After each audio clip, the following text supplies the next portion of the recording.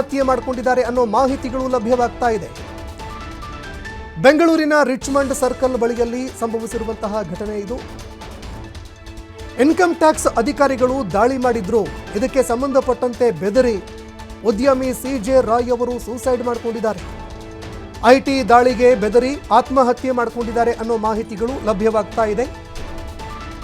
ತಮ್ಮ ಬಳಿ ಇದ್ದಂತಹ ಒಂದು ಗನ್ನಿಂದ ಫೈರ್ ಮಾಡಿಕೊಂಡು ಆತ್ಮಹತ್ಯೆ ಮಾಡಿಕೊಂಡಿದ್ದಾರೆ. ಬೆಂಗಳೂರಿನ ರಿಚ್ಮಂಡ್ ಸರ್ಕಲ್ ಬಳಿಯಲ್ಲಿ ಲ್ಯಾಂಡ್ಫೋರ್ಡ್ ರಸ್ತೆಯಲ್ಲಿ ನಡೆದಿರುವಂತಹ ಘಟನೆ ಇದು. ಲ್ಯಾಂಡ್ಫೋರ್ಡ್ ರಸ್ತೆಯಲ್ಲಿ ಒಂದು ಬಂದೂಕಿನಿಂದ ಫೈರ್ ಮಾಡಿಕೊಂಡು ಆತ್ಮಹತ್ಯೆ ಮಾಡಿಕೊಂಡಿದ್ದಾರೆ.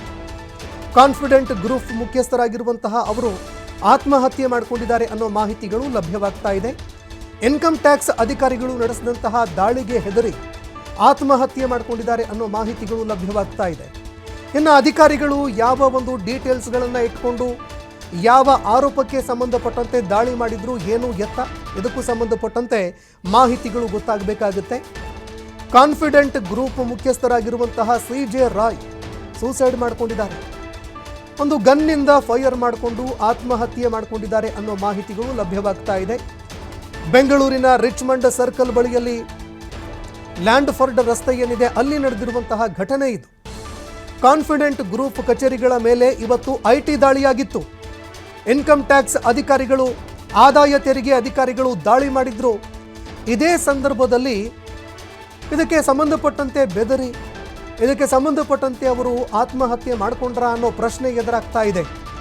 ತೆರಿಗೆ ವಂಚನೆ ಆರೋಪ ಇತ್ತು, ಹೀಗಾಗಿ ಐಟಿ ಅಧಿಕಾರಿಗಳು ದಾಳಿ ಮಾಡಿದ್ರಂತೆ.